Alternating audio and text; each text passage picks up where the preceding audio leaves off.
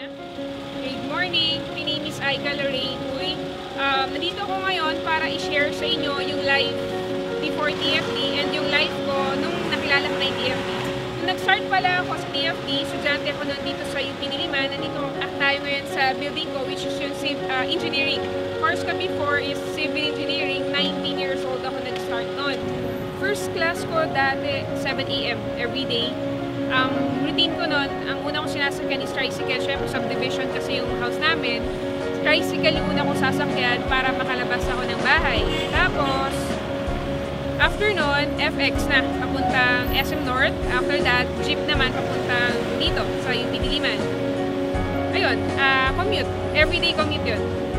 Kung may time yun naman yung papa ko mag-attend, hinatid niya ako. Pero mostly, commute talaga ako. Syempre, mahirap pag-commute. Bakit? Kasi, alam mo yung kakaligo mo pa lang, fresh na fresh ka, tapos pagkasakay mo ng tricycle or ng jeep after nun, yung ilong mo madumi na ulit, tapos yung mukha mo puro alikabok na ulit, so mahirap siya per day. Syempre, matipid kasi ako na tao, tinitipid ko yung pagkain ko, and hindi naman ako mahilig kumain, so meron kasi dito yung paborito ko na, na bread, so yun na yung kinakain ko almost every day. Yun lang, simple lang. Parents ko, businessman and businesswoman. Taga Isabela talaga kami.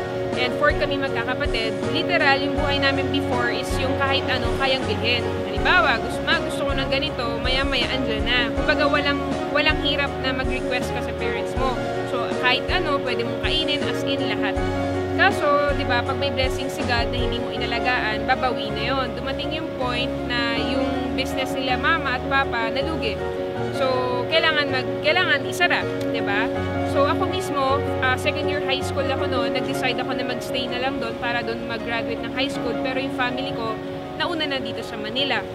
Tapos, hanggang sa graduate ako ng high school, nakapasa naman ako dito sa Diliman. So, dito ako nag-decide mag-aral para makatipid din. And, ayun.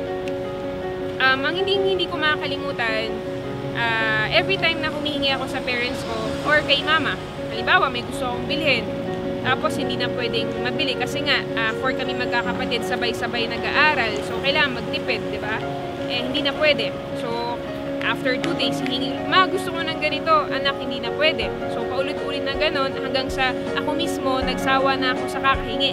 Kasi, alam mo, every time na hihingi ka, tapos tatanggihan ka, hindi na pwede, mahirap, masakit sa akin kasi nga, nasanay ako na meron. Sabi ko sa sarili ko, ayoko na ng ganong buhay. Gusto ko, lahat ng gusto ko, nakukuha ko. Lahat ng bagay na gusto kong makuha, lahat, kailangan makuha ko. So, nung doon na nag-start na, nung high school pa lang, nagbabuy and sell na ako, kahit ano, basta pwede pagkakitaan, go ako dyan, sumasabay ako sa ate ko. Hanggang sa nung college na, doon ko na rin na-meet yung TFT. Nung na-meet ko, syempre, in-explain sa akin, hindi ko na pinalagpas. Sabi ko sa sarili ko, lahat ng pangarap ko, yung buhay ng family ko before, dahil sa TFT, pag ginawa ko, pag sineryoso ko to, dito ko talaga maibabalik yung buhay namin before.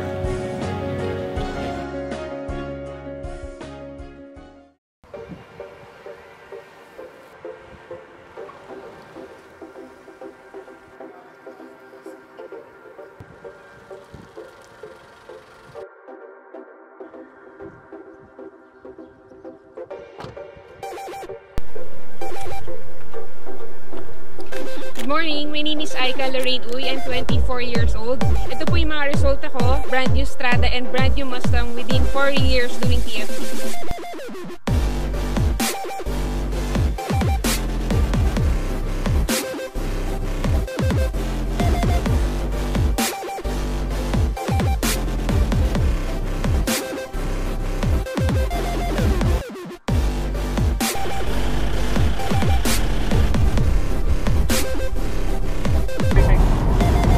Morning, my name is Aika, 24 years old. Pagkwentuhan ko muna kayo ng mga nangyari sa akin dito sa TFT. First car ko, nakabili ako ng brand new Strada Edition 20. Ang malupit doon, syempre, sarili ko yung bili.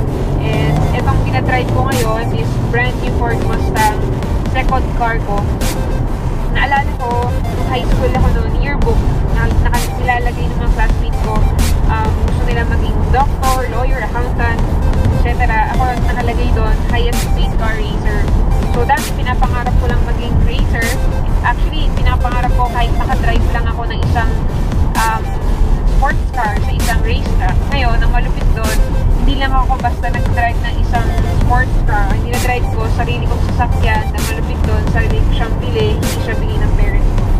So, ito yung buhay na nag-aantay sa'yo once na sineryoso may TFT. Kasi, hindi ko rin ma-imagine before na kung ano man yung nangyayari sa akin ngayon, nangyayari sa akin ngayon. Kasi, gawin mo lang lahat. Kung ikaw member ka na, gawin mo na lahat. Huwag mo nang sayangin yung oras. Importante na ipangarap ka. Huwag na huwag kang hihinto hanggang hindi mo yan nakukuha. Kasi daig pa ng taong bulag ang taong kompleto pero wala namang pangarap. Okay? And right now, I'm earning minimum 60,000 to 100,000 a week. Dati, nag-start ako sa 150 pesos lang, pero ngayon, 60,000 weekly minimum. Pwede din sa akin. Pero syempre, ang goal natin is 1 million. 1 million isang buwan, diba? Actually, ito pakita ko sa inyo. Ayan, kaka-deposit ko lang last week, 374,000. Isang linggo lang. Yun yung hindi ko ma-imagine na kinikita ko ngayon. Basta, sa lahat ng members ng TFT, kung ako sa inyo, seryosohin nyo na, huwag nyo na sayangin yung oras, ibigay mo na lahat hanggang buhay pa yung mga magulang mo, todo mo na yan, kasi habang nagsasayang ka ng oras sa labas, tumatanda yung parents mo, so mas masarap tumulong sa mga magulang na buhay pa, na malakas pa, kaysa sa tao o parents na mahina na o wala na. Nonsense yung mga pinaghihirapan mo kung yung parents mo mahina na o wala na. Okay? And sa mga hindi pa po members ko ako sa inyo, mag-member na kayo kasi sayang yung oras. Ang opportunity, minsan lang nagnanak yan. Pag hindi mo pinansin, magtatampo yan. Okay? Again, my name is Aika. Andito po ako. Andito kami para tumulong sa inyo. And sabay-sabay natin amputin yung mga pangarap natin. God bless.